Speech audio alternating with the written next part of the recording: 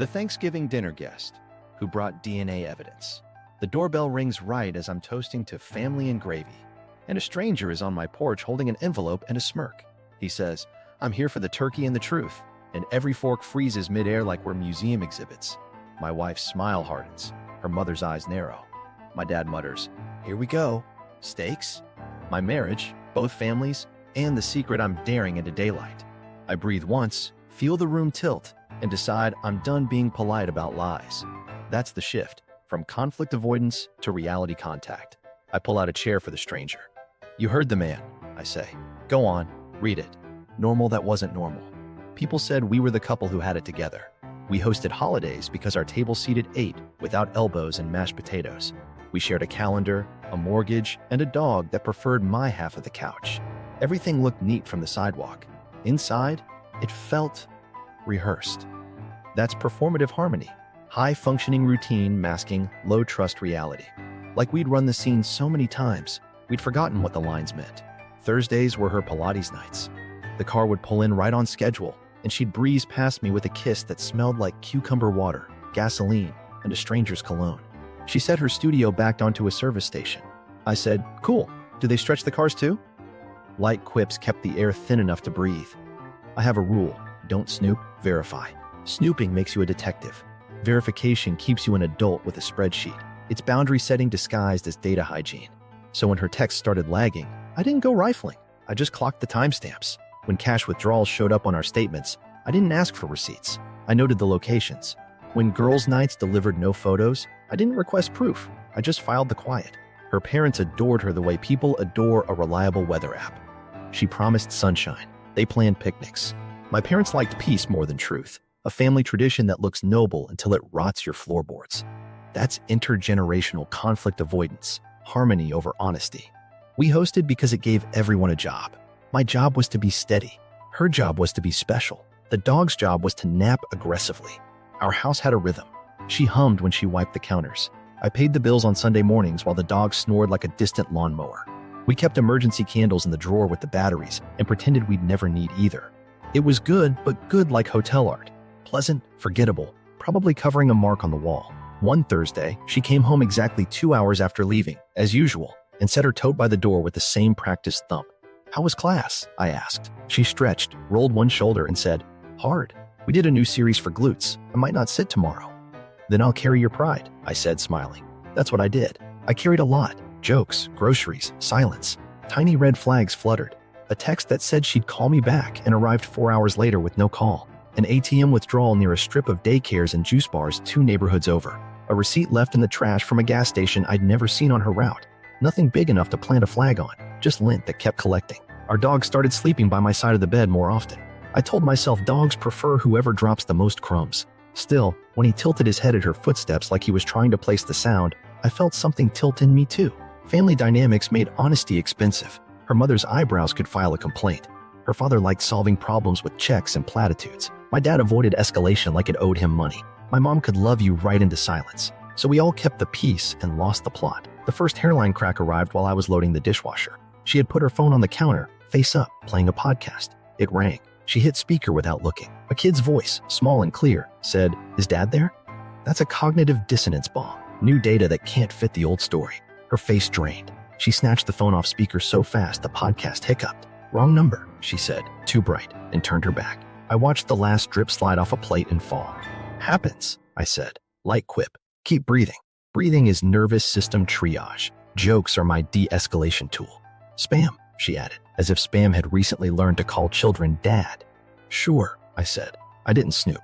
I just saw the city code flash before the screen went dark. Not our neighborhood, her Pilates neighborhood.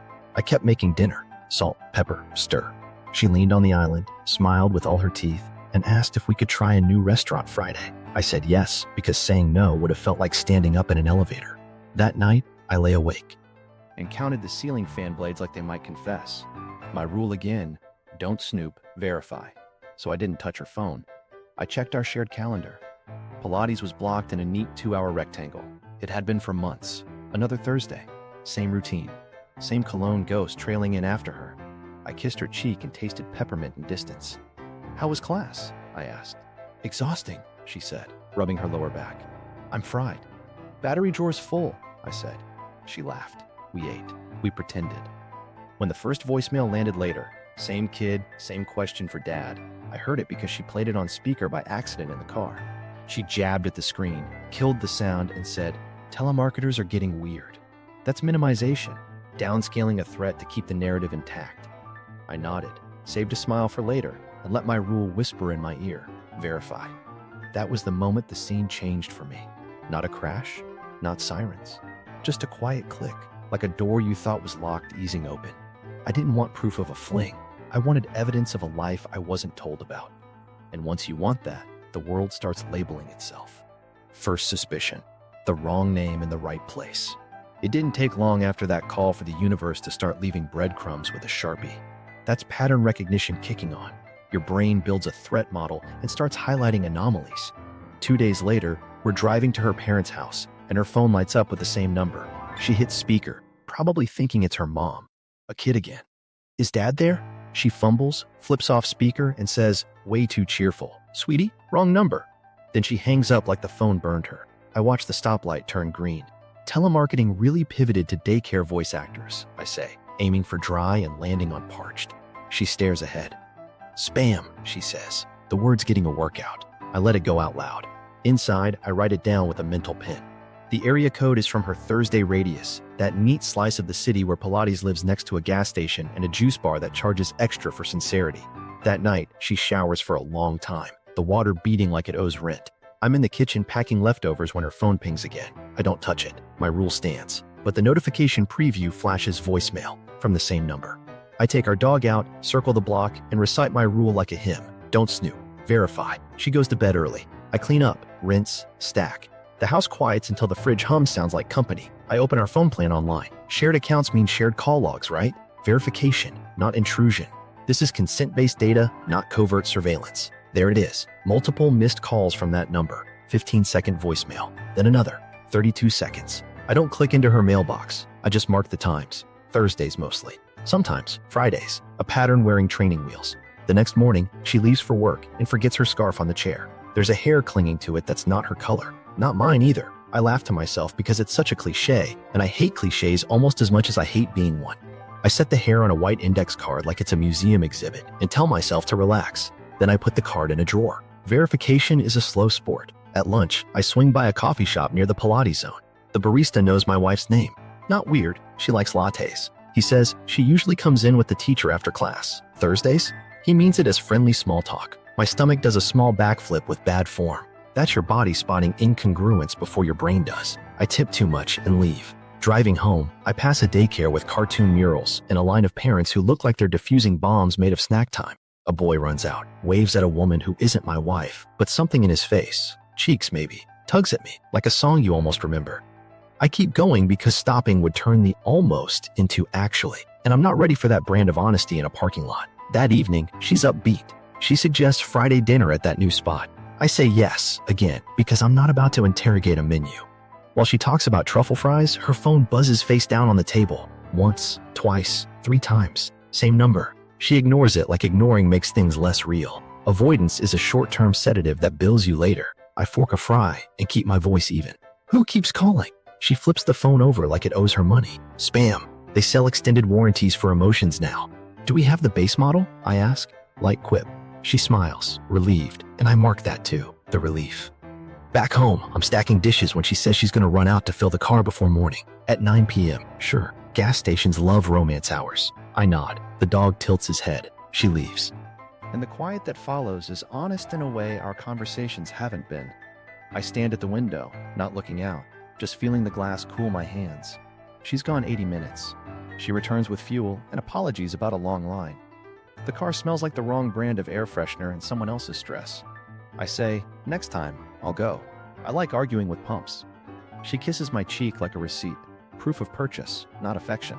Sunday, I'm taking out the trash and the neighbor, the retiree who sees everything from his porch like it's his job, says, "Hey, your wife's Subaru spends a lot of time over on Linden, huh? My cousin lives there. Small world." He means nothing by it. I play dumb like I'm auditioning for it. Linden? I thought that street was just trees. He laughs. I laugh. I go inside and sit on the stairs until my knees start a conversation with me. The next Thursday is the one that breaks my rule without making me break it. It's the difference between hypervigilance and clear evidence. She leaves for Pilates. I open our pet cam app, the little camera I set up to catch the dog counter surfing when we're out. It faces the driveway. It sends me motion alerts. It pings twice. Once when she leaves. Once, 90 minutes later, when a different car pulls in behind our house and waits. The lights stay on. 10 minutes. 15. Then she arrives, walks from that car to ours, grabs something from her passenger seat, and walks back to the waiting car. The lights click off. Both cars go. 10 minutes after that, my driveway camera sees her Subaru return, solo, right on schedule, Pilates, with carpool contingency. I sit with that. Not panic, clarity. I don't want to be right about an affair. I want to be right about the shape of the lie, so I know where to stand. That's boundary cognition, placing yourself after the truth lands. I brew tea I won't drink and let the steam fog my glasses. When she comes in, I say, "How was class?" She drops her bag, pushes hair behind her ear. Packed. Everything hurt in a good way. Same, I say. I tried to touch my toes emotionally. She laughs. I don't. Later, when she showers, I open our shared voicemail box, the one tied to the home line we never use except for deliveries and political robocalls. There's a forwarded file from an unknown number. I press play. The kid again. Is Dad there? Mom said to call this number if the other one doesn't pick up. I'm supposed to ask about Friday pickup. It's an unintentional disclosure. Children tell the truth, adults trim. His voice trembles on pickup like it weighs something. I sit very still. A breath. Another. I save the file to the cloud like it's an heirloom. Verification. Then I text myself the area code and the street the neighbor mentioned. Linden. The mental map sharpens. Thursdays. Daycare radius. A boy with questions. And me, finally done pretending a wrong number, keeps finding the right house. Quiet investigation. Pattern hunting. I started with a timeline because numbers don't lie unless people feed them dreams. Thursdays, she left at 5:58 p.m., arrived back at 8:01 p.m., give or take 2 minutes every time. Repetition is ritual. Ritual makes secrets efficient. I pulled the pet cam logs and matched them to the calendar. The camera didn't care about Pilates. It cared about motion. It timestamped her leaving, the mysterious car idling, the swap, and the return. It was a metronome of a double life. Next came locations. I exported our debit and credit statements into a spreadsheet. Columns became a confession. Gas station on Rosemont at 7:43 p.m., 4 Thursdays in a row. Temporal clustering is a tell. Cash withdrawals at an ATM on Linden and 12th, right where the neighbor's cousin apparently lived. The juice bar 2 blocks over, where sincerity cost extra. Receipts for 2 smoothies, time-stamped 8 minutes apart, like she was hydrating regret. I mapped it. A tidy triangle. Our house, the gas station, Linden Street. The daycare sat inside that triangle like the secret center of a maze. I didn't take photos through windows or lurk in alleys. I walked the dog and learned the smells. Frying onions, fresh mulch, and the faint sweet chalk the daycare kids tracked into the sidewalk cracks. I added micronotes. A Thursday when her class ran late. The same night, a long charge at a grocery store near Linden for cupcakes with superhero rings. A Friday when she had to work early. And a text from her mother later that said, "Thanks for helping." Helping with what? Nobody says. The neighbor waved me over again. "I saw your wife on Linden last week," he said, squinting like memory-needed glasses. "Subaru, right?" "Probably," I said. "She's obsessed with those heated seats." He chuckled. "She was carrying art supplies, big poster tubes." "Pilates must be getting crafty," I said. Light quip. He grinned and shuffled back to his porch throne, satisfied. I went to the coffee shop the next day and ordered the thing I hate, green. Smoothie with optimism foam, because I wanted a receipt from that zip code. The barista's eyes lit. "You're Elle's husband, right? She told me you make a mean chili." He looked impressed, like I'd won a cooking show none of us agreed to enter. "Chili's mostly math," I said. "Beans and patience." He nodded like I'd given him a life lesson. "She comes in Thursdays with the teacher. The kid's cute. Quiet, though." He blinked, realized he'd said kid, and corrected himself with panic. "I mean, I don't pay attention, really." "Me neither," I said, and tipped like I was trying to buy the weather. At home, I checked her tote when she asked me to grab her wallet. Not snooping. The wallet was on top. Under it, a crayon drawing, folded once.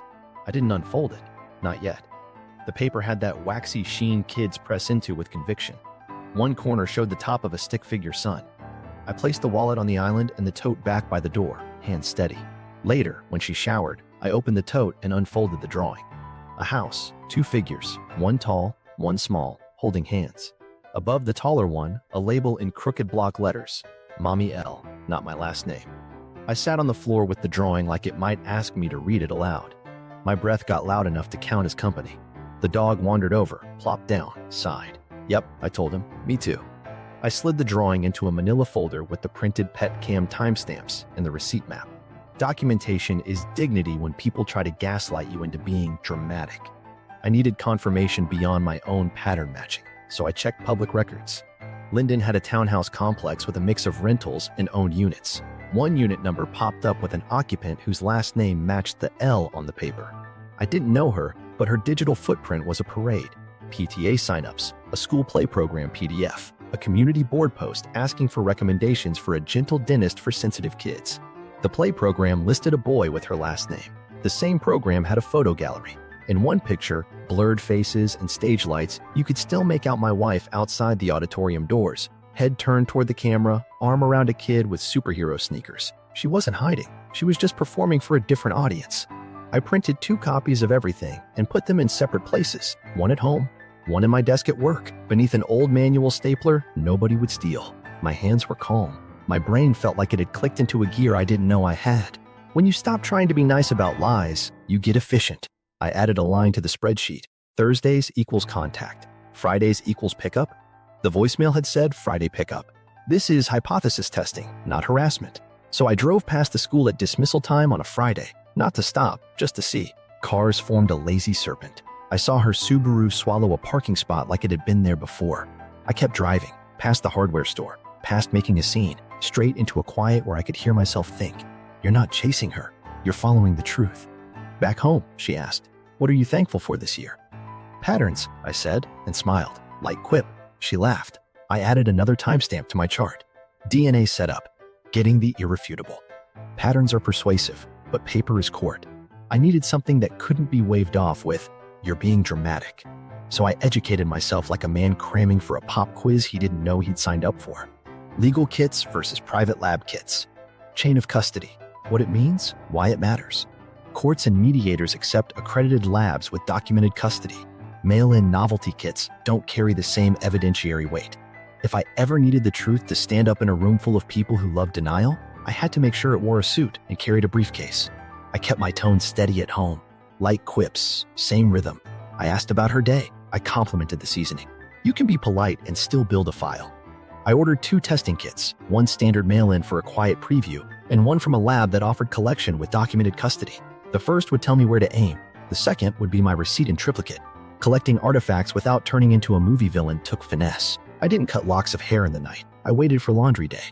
Her scarf shed a few strands like a tree in October. I lifted them with tweezers and stored them in the sterile envelope the kit provided.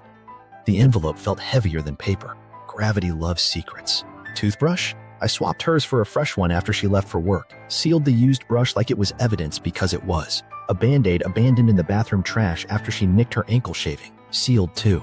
I labeled everything with dates and times, like I was filing kindness I'd never be credited for. Comparators are the tricky part. I wasn't hunting for the boy's DNA. He wasn't my subject, and I wasn't about to cross a line with a kid. I was confirming a link between my wife and the other adult whose last name sat on that crayon drawing. So I went to the Pilates juice bar, bought a smoothie I didn't want, and sat at the corner table for 20 minutes. People come and go. Habits leave fingerprints. I didn't stalk. I waited. The woman from Linden, calm, tired eyes like the outline predicted before I even had an outline, came in, ordered a tea, and sat. She read a message, sighed like the air had edges, and left her cup when her phone rang. I counted to 30, then brought both cups, hers and mine, to the counter and asked for lids. The barista smiled, tossed the old lids, and set new ones. I left with my drink and hers, both with mouth-touch DNA on the rims, and a napkin she'd pressed under her palm. I wasn't proud. I was precise. Ethical twinge? Oh yeah, my stomach had opinions. But there's a difference between invading someone's life and protecting your own from a lie that's been eating rent-free. Informed, minimal, and lawful collection focused on adults, not the child, was my line. I would rather be wrong than kept blind. I would rather be the man who checked than the man who apologized to himself in the mirror for never asking. I mailed the private kit samples for a preliminary read. The lab said 3 to 5 business days. Time slows when you've given it a job. I still cooked, still made small talk, still scratched the dog's ears while he went to sleep on my feet like a weighted blanket. She hummed while wiping counters. I logged departures and arrivals without letting the tone in the house change. The joke per night quota stayed intact. How was class? Brutal. I'll send flowers to your hamstrings. Smile, nod, document. On day 4, I got an email with a sterile subject line that made my chest knock on my ribs. Preliminary relationship indicators available. The report didn't use the word child. It used minor. It didn't use mother. It used first-degree biological relationship consistent with maternity, a 99.99% likelihood. In accredited testing, that's effectively conclusive for first-degree relationships. Numbers don't judge, but they do stare. I closed my laptop and stared back. Then I opened it again, read the paragraph twice more, and forwarded the file to my private archive with an innocuous subject, tax receipts, to keep it safe from casual eyes. I didn't confront her. Not yet. Information without a plan is just noise, and we'd had enough noise. Next step, the custody documented test. That meant talking to the other adult. Not a showdown, coordination. I found an independent lab with a brick-and-mortar office that handled chain of custody collections. No swabbing at home, no mailing mystery bags. You show up. They verify identities, they seal the samples, they log the handlers, they sign the lines. The truth gets initials. I debated the phone call for a day, practiced lines in the shower like a cowardly actor. Finally, I dialed. She answered on the 3rd ring. Her voice had that steady tiredness I'd clocked in the coffee shop. Hi, I said. My name is, I'm Il's husband. Silence, then a breath. I thought this would happen, she said soft. I'm not here to blow up your life, I said. I think it's already been a slow explosion. I'm trying to confirm what I already know. She exhaled like she'd been holding a plank. You have a place in mind? I named the lab. She said she could make Thursday. Of course Thursday. We picked late afternoon, after school, before dinner, in that limbo where truth likes to slip in unnoticed. We agreed. No kids, no theatrics, just signatures and swabs. Trauma-informed rule. Shield the child from adult accountability rituals. Before I hung up, I added, I'm not angry with you. She let out a quick, brittle laugh. That makes one of us, she said. I'm angry at all of us.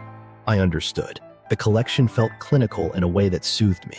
Bright lights, laminated instructions, a technician who'd seen every version of this, probably twice. We presented IDs. We signed chain of custody forms. We each swabbed cheeks while the tech narrated like a cooking show. The envelopes got sealed, labeled, and locked. The room clicked like a safe. Walking out, she asked, what will you do with it? Hold it until the room is full, I said. Then read it once.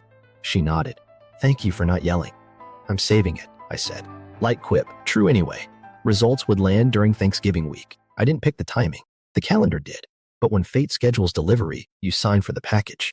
Contacting the other party. Finding the guest. I didn't sleep much after the chain of custody appointment. Not from fear, more like my brain had switched to night shift. That's hyperarousal. Your system keeps the lights on while you renegotiate reality. The next morning, I drove to Linden with coffee I didn't need, and a sentence I'd rehearsed too many times. Townhouse rows, identical porches, the kind of place where welcome mats try to do too much. I parked far enough away to look casual and walked up like Amazon lost a package. She opened the door before I knocked twice. Same calm, tired eyes from the juice bar. A cardigan that had seen homework tears and late fees. She studied me the way people study weather. What do I need to cover before it hits? I'm the husband, I said. Of L. She flinched at the letter, not the word. I thought you might be, she said. You have her careful way. Then she stepped back. I can give you 10 minutes on the porch or 30 at the table. No yelling either way. Table, please, I said. I brought the non-yelling version of myself. Inside smelled like crayons and baked chicken. There were shoes lined like tiny exit strategies by the door. On the wall, a photo collage of a boy growing from cheeks into jawline. He had watchful eyes. My stomach made a choice to sit down before I did. I'm not here to put your life on trial, I said. I'm trying to line up timelines. Clarity over blame keeps people cooperative. She poured water, set 2 glasses down like peace offerings. We met at a work event 4.5 years ago, she said. She was funny and kind. We became friends. Then more than that. It didn't feel like a secret at first. It felt like a room no one else needed to enter. Thursday afternoons, I said. She nodded. School lets out at 3. He's with me until 6 most days. She'd stop by. She was good with homework, terrible with pretend. She doesn't like doing voices. A smile tugged and disappeared. When the pandemic hit, it got messier. She promised she'd tell you. I believed her for too long. I kept my voice level. Does he call her mom? Sometimes, she said. Sometimes he says her name. I never corrected either. I was busy, holding the world up with duct tape. I took out the printed calendar. My pet cam logs show her leaving at 5:58, back by 8. Gas station receipts near here. Cupcakes on a late Thursday. There are calls from a number that matches this block. A kid asking for dad and about Friday pickup. Her mouth pressed thin. That's my son's voice. I asked him to call her when she missed a Thursday. He accidentally rang your joint line once. He gets nervous about new numbers. She rubbed her forehead. I'm sorry for that. You don't owe me an apology for the truth, I said. Just for the parts that break kids, and I don't think you're doing that. She blinked fast. He's good. He reads above grade, hates sports, loves maps. He doesn't need to carry adult choices. I slid the preliminary report across the table. This suggested a first-degree link consistent with maternity. I didn't act on it until we did the custody protocol. She skimmed, jaw tightening in a way that looked like relief trying to pass for composure. I've been asking her to be honest for months, she said. She kept saying after the holidays. I said there's always a holiday. We scheduled the lab results for this week, I said. I picked Thanksgiving for the discussion because our families are allergic to private accountability. I'm not bringing your son into that. I would never. Her shoulders dropped a fraction. Thank you. I'm not interested in spectacle. I am interested in stability. We'll keep the conversation adult, I said. Short questions. Yes or no. No shouting.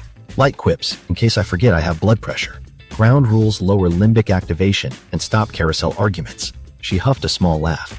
I like you, she said. I'm sorry you had to knock on my door to meet me. Weird route to neighborly, I said. But here we are. She stood, crossed to a sideboard, and brought back a framed photo from a school play. My wife stood near the gym doors, head tipped toward a boy in a cape. The boy's smile was a private thing. My wife's hand rested on his shoulder like a promise she hadn't cleared with anyone. He had 2 tickets left, the woman said. He asked her to come. She cried at the end when the kids sang. I think she wanted 2 lives and convinced herself she deserved both. I let her. Complicity is a team sport, I said. Ask my family holidays. She winced. What happens to you matters, but what happens to him matters more. We agree, I said. After the reveal, I'll step back from your day-to-day. If he ever needs mentorship that doesn't tangle him, I'm around.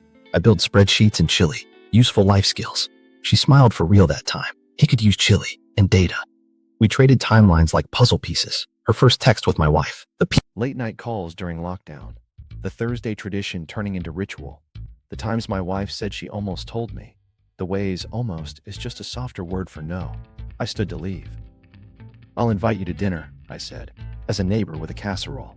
Not to make you a target, to make you a witness. She hesitated. If I show up, it's for the truth, not the sport. Same, I said. Though I won't lie, I've got a decent serve. Text me the time, she said. Then, be kind to yourself. You didn't cause this. On the porch, the afternoon felt heavier. I walked to my car, sat, and let the silence clock in. My phone buzzed. A message from her. We're in for the lab results. Thanksgiving week. I typed back, thank you, then added, we'll do it clean. She replied with a single word. Please. The plan. Thanksgiving as courtroom. Thanksgiving was already coming to our house. I didn't move the venue. I rebranded it in my head. Courtroom with cranberry sauce. Both families were invited, which meant built-in witnesses and a buffet of denial. If I tried to do this in private, the story would sprout alternate endings. In public, the facts had fewer places to hide. This is accountability design. Witnesses make gaslighting expensive. I built a folder like a prosecutor who prefers clean lines. First page, chain of custody cover sheet with dates and signatures. Second, the lab's header and the collection log. Third, the conclusion paragraph in large print. No jargon, just the percentage. The simpler the narrative, the less room for deflection. Then a simplified one-pager I wrote myself with bullets anyone could follow after a glass of wine. I printed enough copies to outfit a small jury. I also scanned everything and sent it to a cloud folder titled Appliance Manuals. If anyone in my house ever looked there, it would be a sign of the end times. Delivery mattered. No speeches, no decibels, no tangents. I outlined questions on index cards like I was prepping for a deposition. How long? Who knew? Why Thursdays? Did you intend to tell me? When? The word intent does a lot of work in rooms like this. Questions are cognitive anchors. They keep the conversation from drifting into fog. I also had 2 pressure valve quips ready, so I didn't go volcanic. My goal wasn't to win by yelling, it was to make lying expensive. Seeding was strategy. I put her in the center of the table, between her parents, where their instinct to shield would collide with paper. My parents across, far enough to keep my dad from disappearing into the pantry at the first sign of conflict. My sister at my 9 o'clock because she can wring truth from stone with a raised eyebrow. I took the head of the table, not because I needed power, but because I needed to see every face when the envelope opened. I invited the woman from Linden as a neighbor bringing a casserole, which was true if you count truth as a dish best served notarized. I told her to come 10 minutes after we started, so the room would be warm and the lines already cast. She agreed, but only if I promised the boy wouldn't be anywhere near it. I promised. He had better Thanksgiving plans than watching adults do paperwork. Backup mattered. I scheduled an email to send copies of the report to myself and my attorney at 6 p.m. I wasn't planning litigation that night, but timing keeps people honest. I also set a reminder to transfer funds out of our joint account at 9 a.m. Friday, the kind of practical move you make when you stop pretending chaos has manners. Then there were the doubts. The week of, I chopped vegetables like they were disagreement. I basted the turkey like patience was a glaze. At night, my brain tried to offer alternatives. Wait until Christmas, avoid the spectacle, write a letter. Each option came with a future where we were still rehearsing lines that meant nothing. Truth hates curtains. It prefers daylight. The night before, she hovered around me like static. Oversalted the gravy and claimed the recipe changed. Triple-checked her phone, then set it face down. Asked me, too casually, who was on dessert. I said, everyone gets pie. And she said, some people don't deserve pie. We smiled at each other like mirrors that don't reflect. I walked through the plan one last time, out loud to the dog. Play the voicemail. Toast to truth. Ask who dad is. Put the photo down. Introduce the neighbor. Envelope between the salt and the pie server. He blinked, which I took as approval. Rehearsal lowers anxiety. Mental reps before the live scene. I tucked the index cards into my pocket and practiced breathing that didn't sound like wind through a crack. Thanksgiving afternoon arrived wearing sweaters and the smell of cinnamon. My parents came early with flowers and a pie from a bakery that understands butter. Her parents swept in with a hostess gift and an air of benevolent management. My wife floated between rooms, refilling drinks, placing coasters, doing everything but landing. I carved small, talk into slices, and set the table like place settings were anchors. At 5 past the hour, everyone sat. Her mother admired the centerpiece. My father asked about football. My wife squeezed my shoulder in a way that used to be code for, we're good. I lifted my glass and said, to truth that survives gravy. Light chuckles. Her mother's smile tightened a notch. That was my cue. The doorbell timing wasn't luck. It was a calendar invite. I told our neighbor to ring at the toast. When the bell chimed, I didn't flinch. I saw my wife's eyes flick to me, then to the hallway, then back. Expecting someone? She asked, casual the way bridges claim they're fine. A neighbor with a casserole, I said. I told her to bring the good kind. Light quip, keep the air breathable. I opened the door. There she stood, envelope in one hand, an actual casserole in the other. We exchanged a look that said thank you and sorry at the same time. I took the dish, led her in, and pulled out the empty chair I'd set, just in case. My wife's face did a calculation and landed on pale. Introductions were first names, nothing sharp. The envelope went down where everyone could see it, between the salt and the pie server. My wife's father frowned at the paper like it was bad manners. My sister reached for a roll and didn't butter it. The room aligned itself around a single object. I glanced at my index card, then didn't need it. We're gonna do this clean, I said. Short questions, straight answers, no yelling. If anyone forgets that rule, I will garnish your plate with a copy of a lab report. Rules first, emotions second. That's containment. A few smiles cracked. That was oxygen. I breathed once, felt my pulse settle, and slid the envelope 2 inches closer to the center. Go on, I said. Read it. Pre-dinner escalation, cracks and cover stories. The hour before guests is when lies overcook. Anticipatory anxiety makes people overcorrect. Salt, check, recheck. She moved around the kitchen like a hummingbird with a checklist, salting the gravy like it owed her an apology. I watched her wrist flick, and after the 4th shake, I said, careful, the turkey's not applying for a salt lick. Light quip.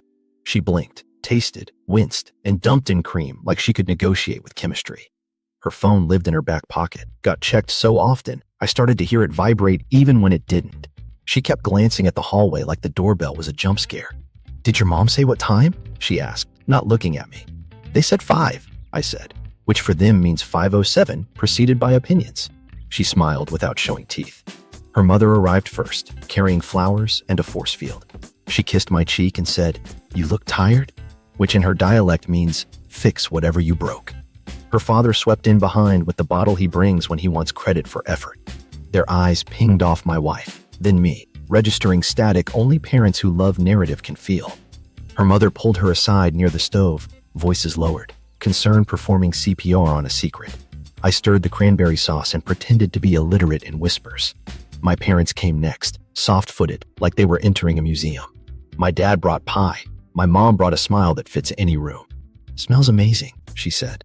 "We brought the good plates," I answered, which is our family code for we brought patience. The dog made his rounds, choosing legs with the highest probability of dropped rolls. At the table, I kept the tone buoyant. "Dog gets a seat if anyone forgets to RSVP," I said, setting his bed near my chair. My sister snorted and stole an olive. My wife laughed a half-second too late, then checked her phone again. The screen flashed a name she turned face down like it might bite. Her mother cleared her throat. "Some things are better discussed later," she said to no one in particular, which is exactly how you say, "We know something and hope you don't." That's delay as defense, buying time to keep the script intact. I set down the carving knife and looked at the bird like it might adjudicate. "Great," I said. "We'll schedule later between pie and the heat death of the universe." My wife's eyes cut to me. "Can we just have one normal holiday?" she asked. "And that's how you confess without nouns." "Of course," I said. "We'll pass the potatoes clockwise and the truth counterclockwise." Light quip, pressure valve opening with a hiss. Humor reduces amygdala fire without dousing the facts. She plated like a machine, handed her father the gravy boat, then forgot she'd salted the Atlantic into it. He coughed, recovered, and said, "Bold," which is his word for oops. Her jaw flexed. She turned to me and said, too loud, "You didn't make enough sweet potatoes." "I made a pan." "You made a second pan yesterday," I said. She froze. That second pan was for Friday pickup cupcakes disguised as marshmallow casserole. She pivoted. "Right, for leftovers." Her eyes flickered toward her mother, who rewarded her with a nod. "Graduates get at commencement." "Speaking of leftovers," I said, "what's everyone thankful for this year?" I wanted to hear what she chose when cornered. My dad said, "Health and butter." My mom said, "Time together." Her mother said, "Family." Her father said, "Resilience," with a flourish. My wife looked at her plate and said, "Choices." She said it like it was a medal. "May we all choose well," I said, before dessert. My sister's eyebrow went up so far it packed a suitcase. The dog did a circuit beneath the table. My wife dropped a napkin and stayed down a second too long. When she resurfaced, she said, bright and thin, "Who's doing Friday pickup?" The room stuttered. Her mother made a warning sound. I set my fork down. "Friday pickup for what?" I asked, like I was curious about a curbside order. For the dry cleaning," she said fast. Her father nodded like that explained the daycare radius. My sister bit a roll so she wouldn't bite words. Her phone buzzed again. She caught it, thumb hovering, then slid it toward her mother. "Cover stories, travel, and family lines." Her mother read the screen, eyes narrowing into calculus. "We'll discuss after coffee," she said, and patted my wife's hand with the kind of comfort that doubles as choreography. I took a breath. "I'm grateful," I said. "That truth doesn't mind guests." The bell rang early, right on my invite. My wife's head snapped toward the hall, and in that tiny flinch, I saw every Thursday carpool of secrets. She smoothed her dress, stood, and said, "I'll get it." I touched her elbow gently. "I've got it," I said. My voice was calm. The room tightened like a drum. I walked to the door, counted to one, and opened it to the guest with the envelope. "Come on in," I said. "Dinner's ready." The air shifted. We moved to the table. The microphones were metaphorical. The witness was seated. The evidence waited between the salt and the pie server. The dinner reveal. Opening statement. I set my glass down and let the quiet stretch just enough to make room for honesty. To truth that survives gravy, I repeat, lighter, like a safety line. Silence is leverage. It invites disclosure or panic. Either way, truth gets a chair. Then I tap my phone, and the room fills with a small voice. "Is Dad there?" "Mom said to call this number if the other one doesn't pick up. I'm supposed to ask about Friday pickup." Forks pause midair. My mother's eyes go soft. My father's go sharp. Her mother inhales like a lifeguard. My wife smiles a brittle, hostess-proof smile.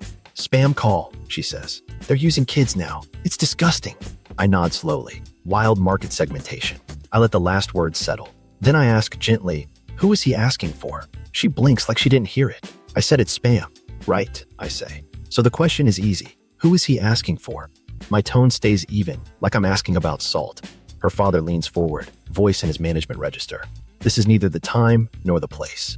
It's exactly both, I say, and turn to my wife again. Who is he asking for? Closed question. Binary answer. Less room to dance. Her mouth opens, closes. Someone else. Not me. Great, I say. I slide a photo onto the table, the school play shot.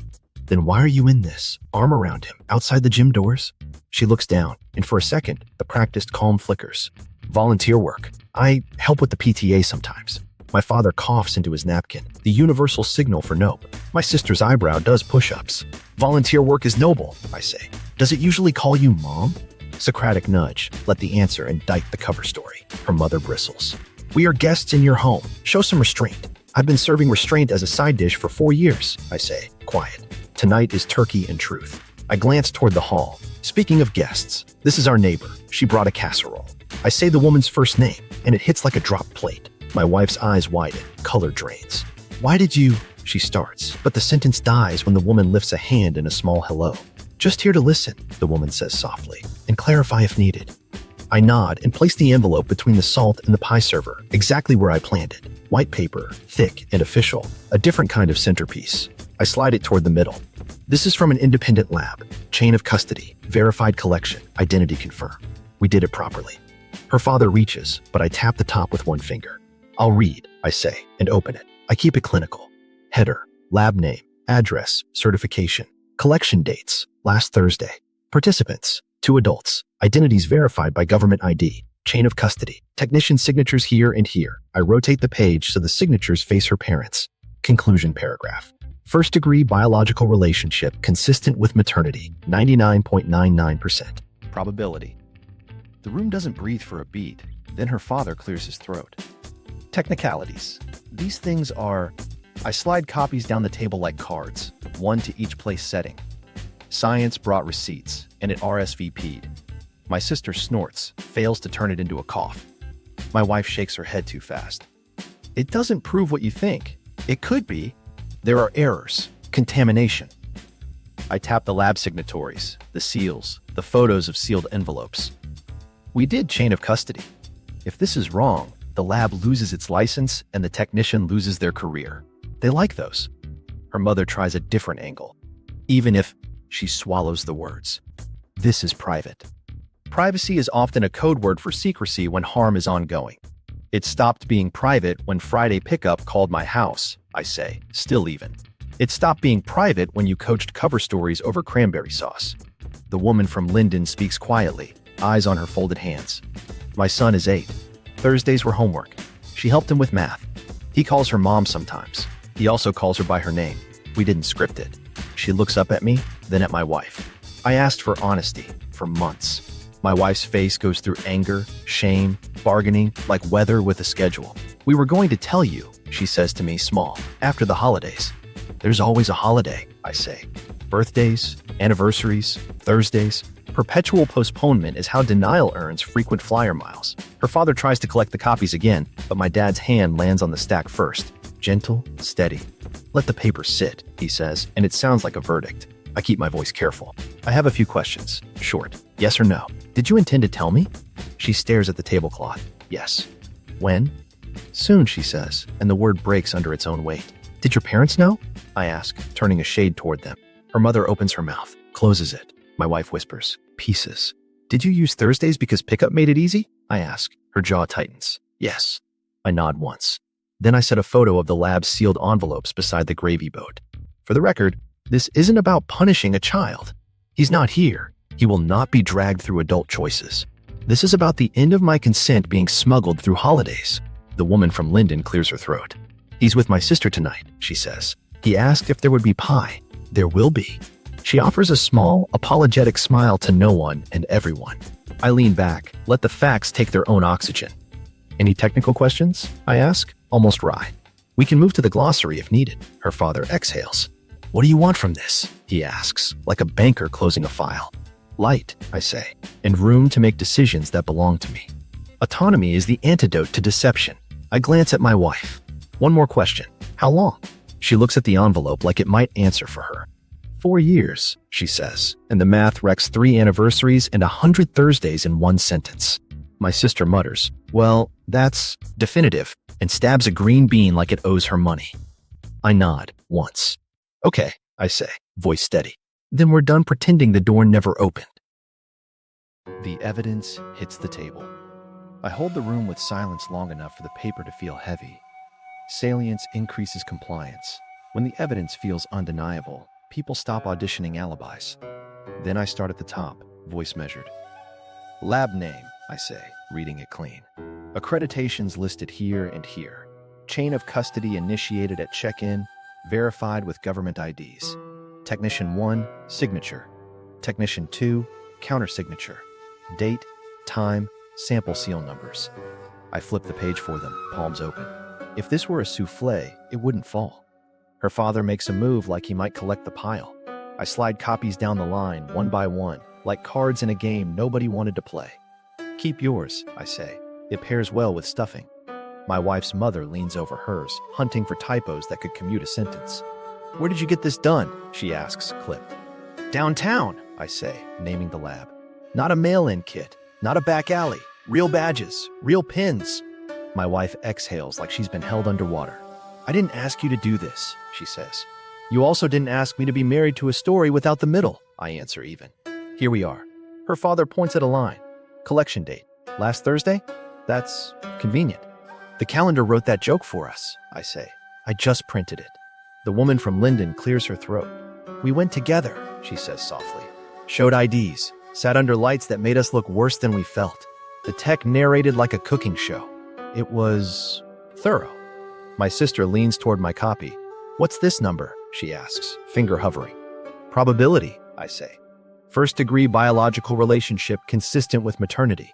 99.99%. Her mother clings to the last 0.01 like it could sprout wings. So there's a chance. That's motivated reasoning, grabbing any number that lets the story keep breathing. There's a chance the turkey gets up and carves itself, I say, gentle. I wouldn't plan the menu around it. Laughter leaks from my sister, a quick snort that breaks tension without breaking kindness. My dad's mouth twitches. Her father does not laugh. My wife shifts tactics. You could have asked me. You could have talked to me alone. Isolation request detected. Moving the conversation to private would reopen the gaslight loop. I tried, I say. For months, in the language of Thursday jokes and open doors, you answered in Pilates. She looks at the page again, hunting for a secret trapdoor. How did you even... Petcam times, I say. Receipts. A voicemail that didn't mean to arrive. None of those are crimes. They're dots. I drew a line. Her mother aims for higher ground. Privacy, she declares, like it's a spell. I didn't publish a memoir, I say. I invited witnesses. Different genre. Her father bristles. You humiliated our daughter. I shake my head. She arrived pre-humiliated. I provided lighting. The woman from Linden lifts her copy by a corner, sets it down again. I asked her to tell you, she says, looking at my wife, but not trapping her. I said secrets starve people. She said after the holidays. She spreads her hands in apology. It's always almost. My wife meets her eyes and something like grief crosses. I was going to, she whispers. I swear. I breathe in, out. Intent doesn't raise children, I say. It barely raises soup. My sister taps her water glass. Okay, brass tacks, she says. Is anyone here denying the basic sentence on the page? Her father opens his mouth. Her mother's hand lands on his sleeve, subtle as a seatbelt. My wife stares at the word maternity until it blurs. No, she says, at last. I'm not denying that. I nod. Then we can stop pretending the sky is a color it isn't. I flip to the second sheet. Collection numbers match seal numbers. Photos of the seals pre- and post-collection. Technician signatures line up with the log. If you want to dispute signatures, not the son. Her mother lifts her chin. Why involve? Her? She doesn't say the woman's name, trims it like a hedge. Because a thing said in front of everyone doesn't need repeating, I say. We're all terrible at telephone. The woman from Linden keeps her voice small. I'm here to confirm what I can and protect what I must. He isn't here. He won't be. She glances at me. Thank you for that. Children are not props, I say. Adults misuse enough furniture. That's the trauma-informed line. Protect minors from adult image management. My dad finally speaks, low and steady. Son, what do you need acknowledged right now? That I'm not crazy, I say. That Thursdays weren't in my head. That Thanksgiving is a fine day to stop lying. My wife closes her eyes. You're not crazy, she says, each word like a step onto a thin bridge. It was Thursdays. Thank you, I say, and mean it. Her father starts again. We need to discuss this privately. No, I say, and keep my voice calm. Private is where it lived too long. Private turned my consent into a rounding error. I slide one more item onto the cloth. A photo of the sealed envelope next to the lab clock. Time-stamped. Collected. Sealed. Signed. Opened here. If anyone wants to pretend it's fog, I can't help your weather. My sister exhales. So, she says deadpan. Pie? A small, absurd ripple of laughter goes around, human enough to keep us from calcifying. Her mother softens just a fraction. What happens now? She asks, like the syllabus just got real. Now, I say, we deal with impact, not debate. If you have technical questions about the report, ask them. If you have opinions about my tone, save them for the car. Silence, then my wife. He's a good kid. Her voice cracks on kid. He didn't ask for this. I know, I say. That's why I planned it like a bomb disposal, not a parade. The woman from Linden nods, eyes bright. He finished his book today, she says, because normal life keeps leaking in. He asked if decimals are friendly.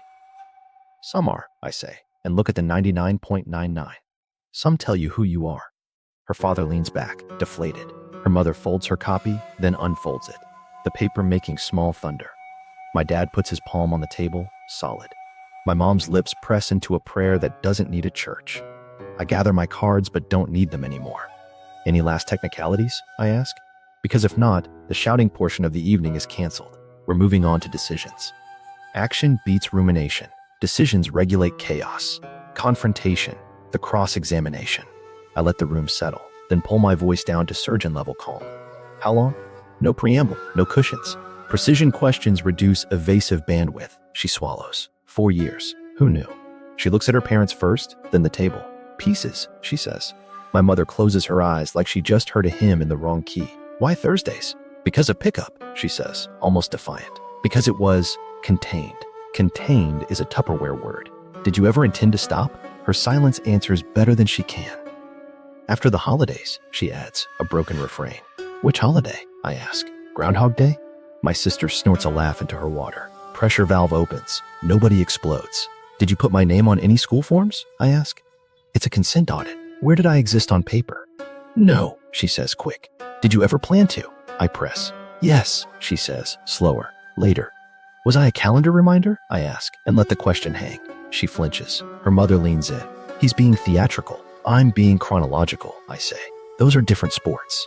I slide the crayon drawing out. The house, the 2 figures, the sun with 1 extra ray.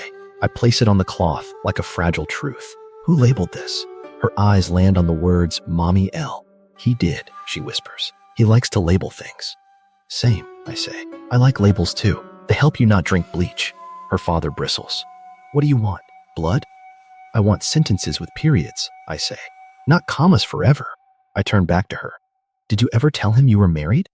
Yes, she says. He knows. Did he ever meet me? I ask. No, she says. You were a boundary. Convenient, I say. Boundaries around the only person who didn't know the shape of the room. That's asymmetric transparency. Everyone informed but the impacted party. She looks at the ceiling. I was protecting you. By taking away my choices? I ask. That's not protection, that's theft. In relationship terms, consent violation via information control. The woman from Linden folds her hands tighter. He asked once if he had to share her, she says softly. I said grown-ups figure that part out. My throat tightens, and I keep going. Did you use money from our account for this life? Her jaw works. Sometimes for gas, she says. Sometimes for dinner. Did you classify those as Pilates? I ask. Her lips press. I didn't classify them at all. Right, I say. Invisible line items, the best kind. Her mother tries to cut in again. He's being cruel. I'm being concise, I say. Cruel would be fireworks. I brought folders. I flip an index card, not because I need it, but to make the rhythm official. Did you ever tell your parents the word maternity? Her mother stiffens. We didn't. I raise a palm. I asked her. She nods small. Yes, I told them there was a child. Did you ask them to lie for you at this table? I ask. Her father bristles. We don't lie. You suggested later, I say. Later is just a liar with a nap. My sister chokes on a laugh and turns it into a cough. Sorry, she says. Tickle. I look back at my wife. Did you ever plan to move out and live there? She shakes her head. No, I wanted both. The truth sits between us like an uninvited guest with perfect posture. Why me? I ask. Not wounded, just curious. Why keep me? You make life steady, she says. You make soup on Sundays. You remember trash day. You don't scream. So I was a doc, I say. Useful when the sea got loud. She nods, eyes wet. I'm sorry, she says. And for once, the words aren't currency. Are you sorry because I know, I ask, or because you did it? Accountability test. Outcome regret versus action regret. She's quiet for a long beat. Both, she says. It's the first clean answer she's given. Do you love him? I ask, and her parents flinch like I swore in church. She holds my gaze. I love him, she says. I also loved you. Past tense noted, I say, gentle. Thank you for the grammar. The woman from Linden speaks up, measured. He's 8, she says. He doesn't need triangulation. He needs predictability. I can offer that, I say. Just not as a secret. Her father finally sags. What now? He asks, voice smaller. Now I set boundaries, I say. She packs a bag tonight. Lawyers tomorrow. No access to my accounts. The child is off limits to conflict and gossip. If you want to be in my life, you live by those rules. Boundaries are consequences, not punishments. Her mother looks like a statue learning about weather. You can't just... I can, I say, because I didn't for 4 years. I turn back to my wife. One last question. If the voicemail never hit our line, when would you have told me? She opens her mouth, closes it, then lands on truth. I don't know, she says. Thank you, I say. That's the answer to every question I didn't ask sooner. My sister breaks the silence with a surgical joke. On the bright side, she says, deadpan. No one's arguing politics. A small laugh moves around the table like a breeze through blinds. Even her father allows the corner of his mouth to think about it. I touch the crayon drawing with one finger. He has neat block letters, I say. He practices, the woman says. He likes when the lines look like they meant it. Me too, I say. I'm done with squiggles. I look at my wife, not unkind. You'll leave with dignity if you choose it, I say. Don't make me measure it out for you. She nods, tears finally honest. Okay, she whispers. I'll pack a bag. Good, I say. Then we can all stop pretending the fire alarm is a metronome. Fallout in real time. The room didn't explode. It deflated. Her parents pivoted like ballroom dancers into damage control, both speaking softly and at the same time, which is how you create fog. That's crisis PR mode, language that soothes while it distorts. Let's all take a breath, her mother said, patting air like it had hair to smooth. We should talk privately, her father added, already half standing, herding words toward a side room called Later. Sit, I said, gentle. Later built this. My dad nodded like we'd rehearsed. My mom surprised everyone by leaning forward. He set the table, she said, voice calm. You can respect the meal. For us, that qualified as yelling. I slid my chair back and stood, palms open, no theatrics. Boundaries, I said, like a toast. Tonight, you pack a bag. Immediate, specific, time-bound. Behavior change needs a calendar. I looked at my wife, not unkind. Lawyers tomorrow at 9. I'll email contacts. You'll have no access to my accounts after midnight. The dog stays with me. The child is off limits for gossip, blame, and any plan that involves triangulation. If you speak about him, you say a kid who deserves stability. If you can't do that, you don't speak. Her father opened his mouth to argue. The woman from Linden cleared her throat softly. Please, she said, eyes on the table. He didn't ask for any of this. That sentence is a universal off switch. My wife's shoulders sank. Her voice came small. Okay. She wiped her face with the heel of her hand like she was erasing instead of drying. I'll pack. Her mother reached for her, then stopped halfway, fingers pinching air. We'll help you get settled, she said, to her credit and to no one's comfort. My sister, who uses humor like a fire extinguisher, glanced around and whispered, Do we clap now or later? It broke tension just enough for people to breathe without auditioning for a fainting couch. I turned to the woman from Linden. Thank you for coming, for keeping it adult. She nodded. Thank you for not making him the centerpiece. She stood, smoothing her cardigan. We'll go. She looked at my wife, and compassion won a small round. He asked if you were coming Thursday. I said I didn't know. Don't tell him a date you can't keep. A flinch. Then my wife nodded. I won't. Savage karma arrived politely. Her father turned to me, eyes reddening in a way pride hates. I owe you an apology, he said, mouth tight on the words. I called you paranoid in June. You were careful. Accepted, I said. Next time, bet on me. He nodded, chastened. Her mother rearranged her napkin into a treaty. This will be complicated, she said. We'll be specific. Complicated is just specific, with better lighting, I said. Specificity is the solvent for confusion. I looked at my wife. The guest room has a suitcase. Take what you need for 3 nights. We'll sort the rest through counsel. She blinked at the word counsel like it had a taste. She stood on shaky legs and left the table.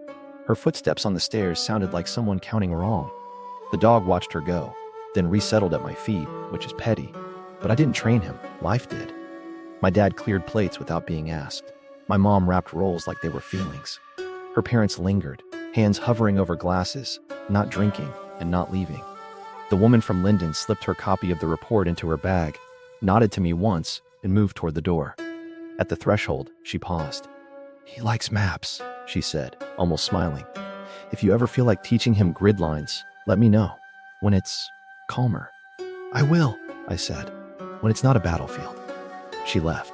The house exhaled. Upstairs, drawers slid open and shut.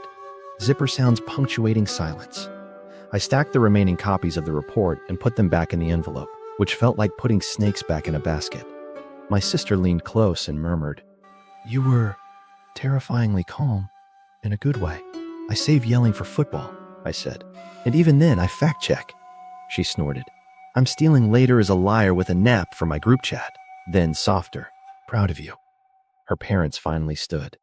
"We'll drive her," her father said, eyes not meeting mine. "We know a place." "I'm emailing boundaries to everyone," I said. "Sign with your silence or your mouth." He didn't smile, but he didn't bristle. Progress. She came down with a small suitcase and a sweatshirt, the kind you put on for comfort and end up giving away. She set the bag by the door and looked everywhere but at me. When her eyes finally landed, they were clear, not begging. "I'm sorry," she said. "Not for being caught. For the theft." "Thank you," I said. "That helps." I stepped forward and handed her the crayon drawing in a plastic sleeve. "This stays here. It's a reminder to label things right away." She traced the block letters with one finger, then nodded. "He draws suns with extra rays," she said, a tiny, useless fact that still somehow mattered. Her mother reached for the suitcase. Her father grabbed the handle. They moved as a unit. My dad opened the door. My mom said, "Drive safe, because habits survive apocalypse." On the porch, she turned back. "We can fix this," she tried, too late out of habit. "We can fix our exits," I said. "That's something." She understood. She left. The door shut with a soft click. It didn't feel like slamming. It felt like punctuation. Closure is a nervous system event as much as a legal one. I stood very still.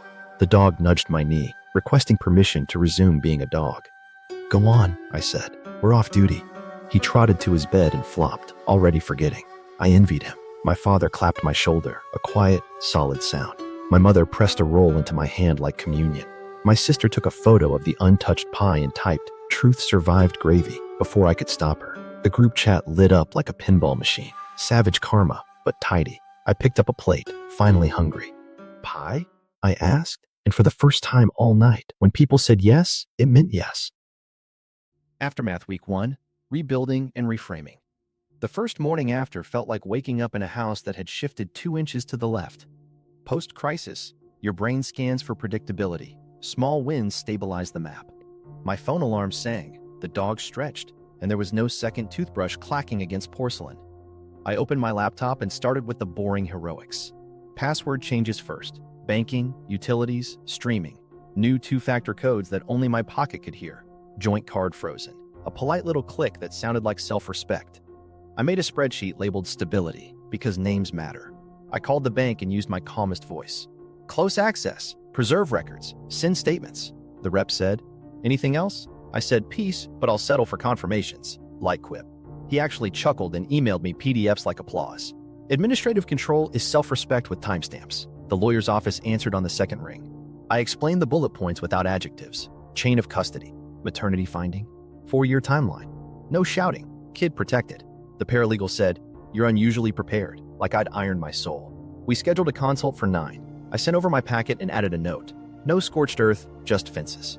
The house sounded different without her keys on the hook. The dog relocated to my room on his own, a quiet vote.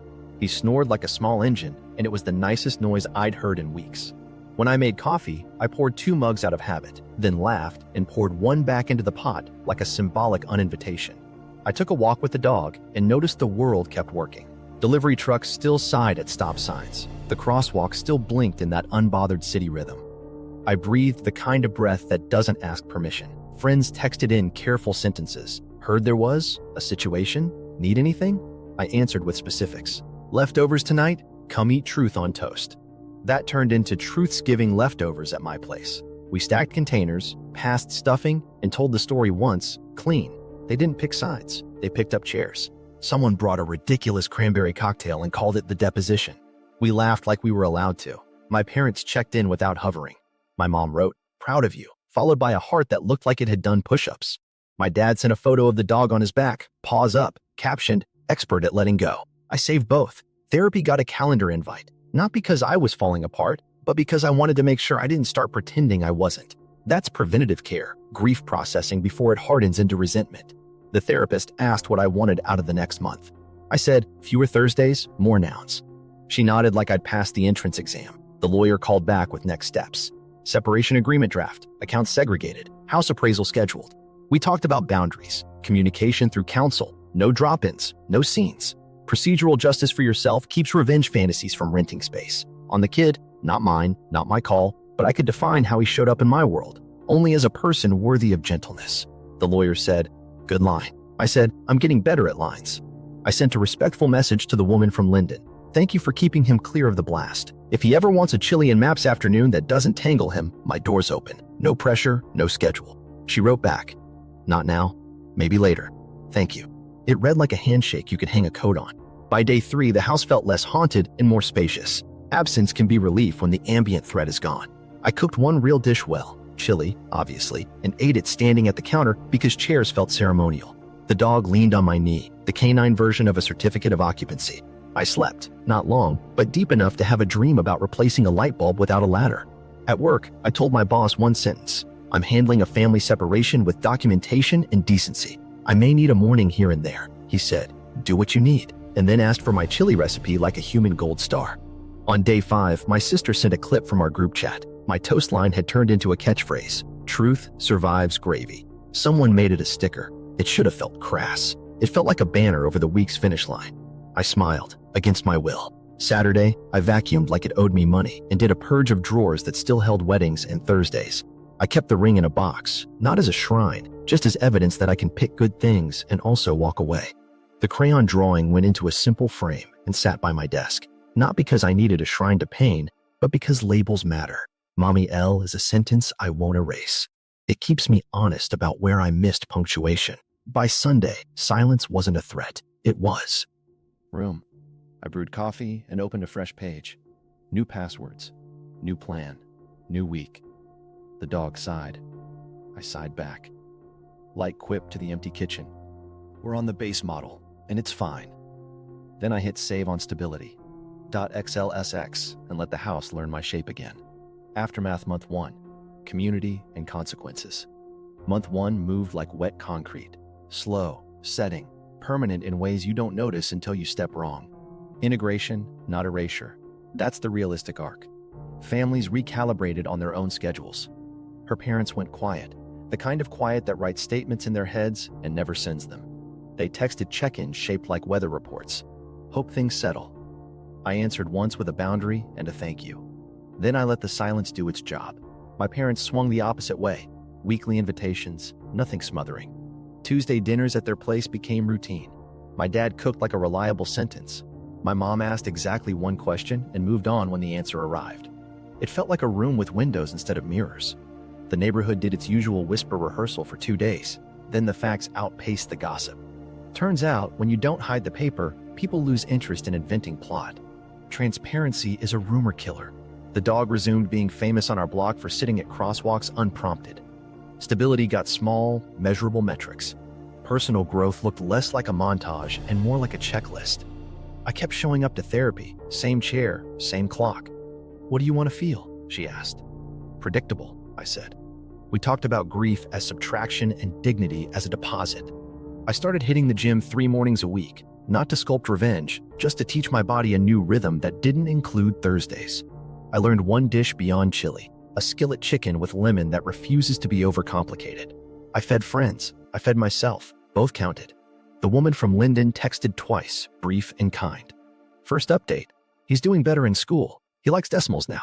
Second, he asked if maps have rules. I sent back, they have grids. Grids are kind. She sent a heart, small, unflourished. We left it there. Predictability can be a gift you don't open right away. Savage Karma arrived wearing sweatpants. One of her Pilates friends blocked me on everything, then found my email and wrote a confession disguised as an apology. I knew pieces. I didn't want to get involved. I told myself you looked happy. I typed back, documentation is involvement. Silence signed paperwork. Then I closed the thread and didn't climb into the spiral. Peace plus excellent documentation. That became the motto. At work, I stayed boring on purpose and good at my job by accident. My boss asked if I wanted the lead on a cleanup project everyone avoids. I said yes. Spreadsheets and boundaries speak the same language. The team joked that I'd Marie Kondo the data. I did, and nobody missed the clutter. Sundays, I checked the budget like it was a weather app. The joint account was now a ledger of what used to be. My solo accounts were tidy enough to hum. I added a kindness line item and bought my sister a ridiculous candle that smells like libraries. She texted a photo of the flame and wrote, "Later called." I hung up. Week 3, I stopped flinching at doorbells. I hosted friends for a small game night, no confessions baked into the dip. We played a map-based strategy game, and I lost in a spectacular, documented way. The room laughed with me, not at me. Social safety is nervous system medicine. The framed crayon drawing sat by my desk, and I stopped wincing when I saw it. It became a label, not a wound. Mommy L in block letters reminded me that names matter and that I can choose mine. I kept my ring in its box and didn't make it a cliffhanger. Toward the end of the month, the woman from Linden sent one more line. He asked if grids help you not get lost. I replied, "They don't stop storms, but they tell you where you are." She wrote, "That's enough." On the last Friday, I walked past Linden on purpose, dog in tow, no lurking. The street smelled like leaves and early dinners. The daycare door opened and closed. Life moved with the dumb grace of routine. I didn't need to see anyone. I just needed to prove to myself that a place can be just a place again. My phone buzzed with a group chat photo. My sister had turned Truth Survives gravy into a magnet on her fridge. Under it, a shopping list, butter, boundaries. I laughed out loud, alone on the sidewalk, and realized it didn't echo. The sound landed. Month 1 didn't fix me. It framed me. Sometimes that's all you need to look like you meant it. The crayon drawing sits by my desk, a sun with one extra ray, reminding me to label things on time. I'm lighter now. Fewer Thursdays, more nouns, better people. Psychological truth sells because it heals. Boundaries, consent, accountability. If you want more calmly savage stories with receipts, subscribe and watch the next one. About the neighbor who tried to rehome my dog while I was at work. New episodes every week. Don't miss the fallout and the laugh you weren't expecting right after.